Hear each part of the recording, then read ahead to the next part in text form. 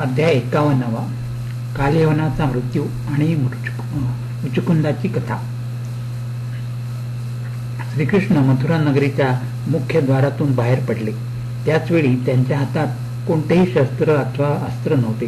कालयवनाने भगवंताचे अद्वितीय रूप पाहिले आणि तो क्षणभर मोहितच झाला. परंतु आपल्या कर्तव्याची आठवण येताच तो सुद्धा शस्त्र अथवा अस्त्र न घेताच श्रीकृष्णांच्या मागे धावू लागला.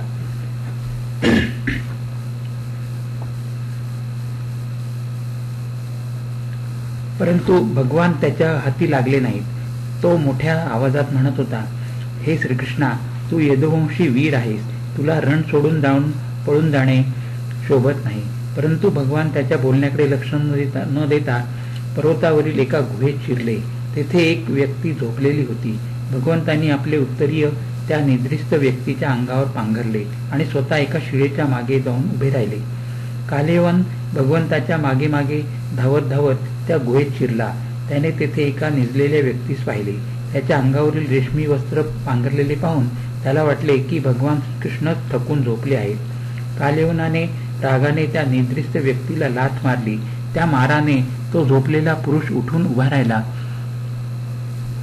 आणि इकडे तिकडे पाहू लागला. समोर कालयवन उभा होता. त्याच्याकडे पाहताच कालयवनाच्या शरीरात आग उत्पन्न झाली आणि त्यातच तो जळून भस्मसात झाला. परीक्षिताने शुकदेवाने विचारले, गुरुदेव, त्याची दृष्टी पडता कालयवन जळून भस्मसात झाला तो कोण होता? तो त्या पर्वताच्या गुहेमध्ये जाऊन का झोपला होता? शुकदेव म्हणाले, राजन, तो झोपलेला मनुष्य इक्ष्वाकू वंशी महाराज मानधाता यांचा पुत्र राजा मुचकुंद होता. तो ब्राह्मणांचा परम भक्त, सत्यप्रतिज्ञ, संग्राम विजयी आणि महापुरुष होता. एकदा इंद्रादी देवता असुरांमुळे अत्यंत पीडित आणि भयभीत झाले होते. त्यांनी आपले रक्षण करण्यासाठी राजा मुचकुंदाची प्रार्थना केली. त्याने ती मान्य करून असुरांशी युद्ध केले आणि देवांचे रक्षण केले. अनेक वर्षे सतत केलेल्या युद्धामुळे राजा मुचकुंद अतिशय थकून गेला होता. इंद्राने त्यास वर मागण्यास सांगितले. मुचकुंदाने देवतांना नमस्कार केला आणि गाढ निद्रेचा वर मागून घेतला. त्यावेळी इंद्राने म्हटले होते, तुला कोणी मूर्खाने उठविले असता तुझी दृष्टी त्याच्यावर पडताच तो जळून खाक होऊन जाईल. मुचकुंद या पर्वताच्या गुहेमध्ये शांतपणे निद्रिस्त होता.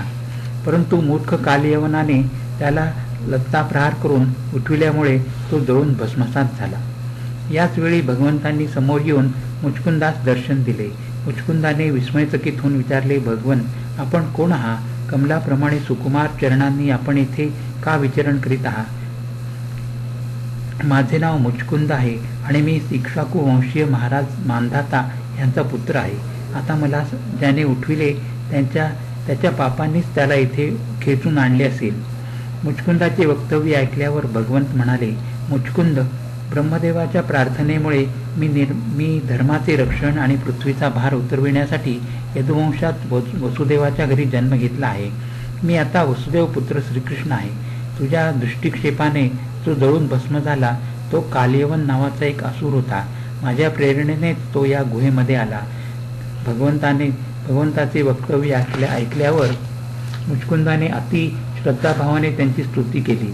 श्रीकृष्ण म्हणाले, मुचकुंदा, क्षत्रिय धर्माचे पालन करीत असताना तू अनेक पशूंचा वध केलास. आता एकचित्ताने तपस्या करून ते पाप धुवून टाक. पुढचा जन्म तुला ब्राह्मण कुलात मिळेल.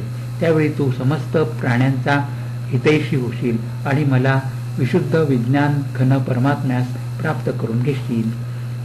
अशा प्रकारे अध्याय 51 संपन्न झाला. अध्याय 52. द्वारका गमन, श्री बलरामांचा विवाह, श्रीकृष्णासाठी रुक्मिणीचा संदेश. शुकदेव परीक्षिताला पुढे सांगू लागले, राजन, भगवान श्रीकृष्ण मुचकुंदास वर प्रदान करून मथुरा नगरीस परत आले. परंतु मथुरा नगरीमध्ये म्लेच्छ सेनेने वेढा घातला होता. श्रीकृष्णाने म्लेच्छ सेनेचा संहार केला आणि मथुरेकडे निघाले. परंतु त्याच वेळी जरासंघ आपले 23 अक्षौहिणी सेना घेऊन बलराम आणि कृष्णावर चालून आला. त्यावेळी श्रीकृष्ण आणि बलराम रणातून पळून गेले. त्यांना पळून जाताना पाहून दुष्ट जरासंघ हसू लागला आणि रथ घेऊन त्यांचा पाठलाग करू लागला. यावेळी दोघे बंधू अति उंच अशा प्रवर्षण पर्वतावर चढले आणि एका गुहेत लपून बसले. जरासंधाने त्यांना शोधण्याचा खूप प्रयत्न केला, परंतु त्याला त्यांचा पत्ता लागला नाही. त्यावेळी चिडून त्याने संपूर्ण पर्वतालाच आग लावली आणि त्यात ते दोघे बंधू जळून गेले असतील असे जरासंधास वाटले आणि तो आपल्या सेनेसह परत मगध देशाला गेला. श्रीकृष्ण आणि बलरामांनी प्रवर्षण पर्वतावरून खाली उडी घेतली. त्यावेळी त्यांना जरासंध अथवा त्यांच्या सेनेपैकी कोणीच पाहिले नाही. तेथून ते द्वारकेस परत आले. शुकदेव परीक्षिताला पुढे सांगू लागले, राजन, बलरामाचा विवाह अनर्थ देशाचा राजा श्रीमान रैवत याची कन्या रेवती हिच्याबरोबर झाला होता. भगवान श्रीकृष्णांनी विदर्भ देशीची कन्या रुक्मिणीस स्वयंवरात आलेल्या शिशुपाल, शाल्व आदी राजांना हरवून रुक्मिणीचे हरण करून तिच्याशी विवाह केला होता. परीक्षिताने गुरुदेवांना विचारले, भगवन, परमसुंदरी भीष्मक कन्या रुक्मिणीस श्रीकृष्णांनी कशा प्रकारे जिंकून आणले ते थोडे विस्ताराने मला सांगा. शुकदेव म्हणाले, राजन, भीष्मक महाराज विदर्भ देशाचे अधिपती होते. त्यांना 5 पुत्र आणि 1 कन्या होती. सर्वात मोठ्या पुत्राचे नाव होते रुक्मी आणि 4 लहान भावंडे होती. त्यांची नावे होती रुक्मरथ, रुक्मबाहू, रुक्मकेश आणि रुक्माली.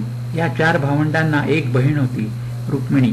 ज्यावेळी तिने श्रीकृष्णाच्या सौंदर्याचे, पराक्रमाचे, गुण आणि वैभव यांची प्रशंसा ऐकली होती, त्याच वेळी तिने निश्चय केला होता की तिच्यासाठी श्रीकृष्णच अनुरूप वर आहेत आणि त्यांच्याशीच विवाह करायचा. भगवान कृष्णांनी हे जाणले होते की रुक्मिणीमध्ये मोठे सुंदर लक्षण आहेत. ती परमबुद्धिवान असून उदारता, सौंदर्य, शील, स्वभाव आणि गुणामध्ये अद्वितीय आहे. म्हणून रुक्मिणीच भगवंतांना अनुरूप आहे. म्हणून रुक्मिणीशीच विवाह करण्याचा त्यांनी ठाम निश्चय केला होता. रुक्मिणीचे माता, पिता, 4 धाकटे बंधू या सर्वांची इच्छा होती की रुक्मिणीचा विवाह श्रीकृष्णाबरोबरच व्हावा. परंतु सर्वात ज्येष्ठ बंधू रुक्मीची इच्छा होती की रुक्मिणीचा विवाह त्याचा मित्र शिशुपाल याचबरोबर व्हावा आणि त्याने तशी तयारी सुद्धा केली होती. त्याला कोणी विरोध करू शकत नव्हते.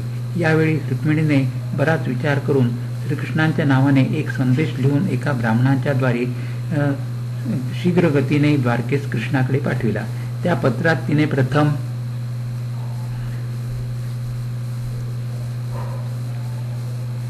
भगवंताची स्तुती केली होती. नंतर आपली त्यांच्याबरोबर विवाह करण्याची इच्छा प्रकट केली होती.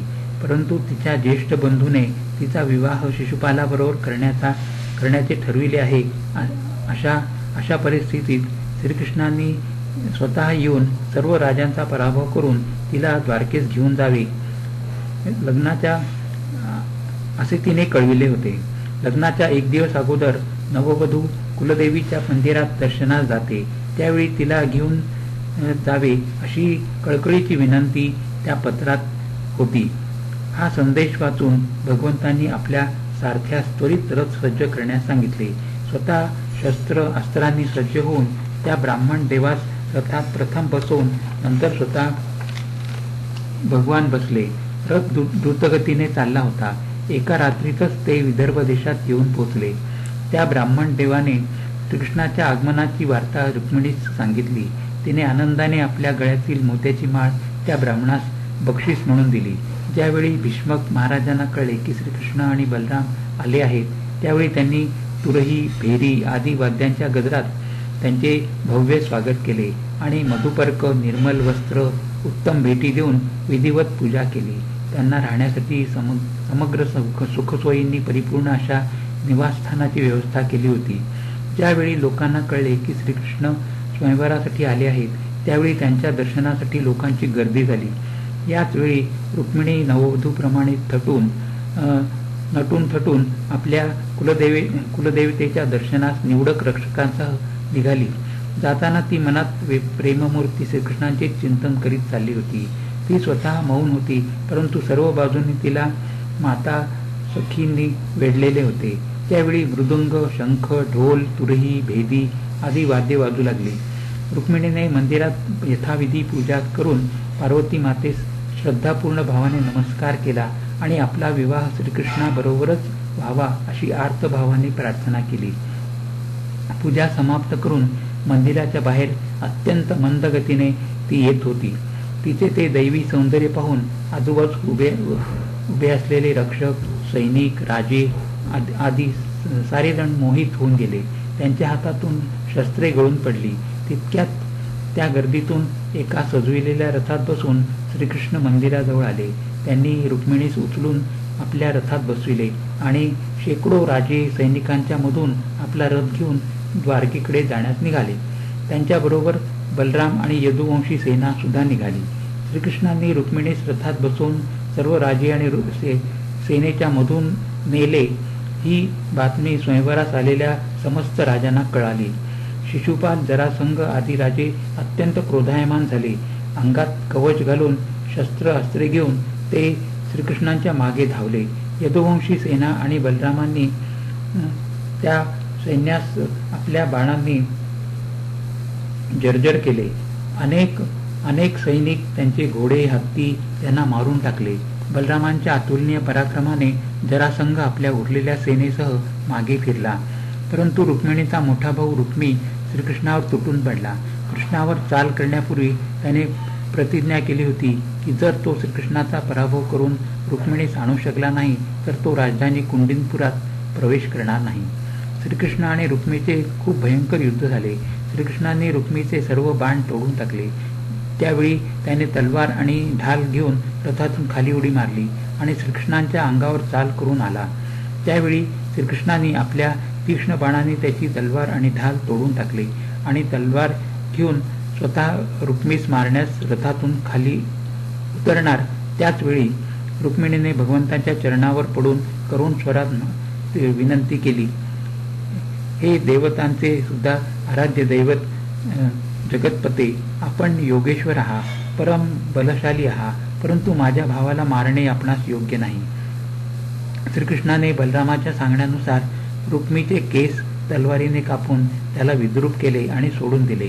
त्यानंतर सर्वजण द्वारकेस आले. एका शुभ मुहूर्तावर श्रीकृष्णांनी रुक्मिणीचे विधिवत पाणीग्रहण केले. अशा प्रकारे अध्याय 52, 53 आणि 54 संपन्न झाला. हरिओम तत्सत, हरिओम तत्सत, हरिओम तत्सत.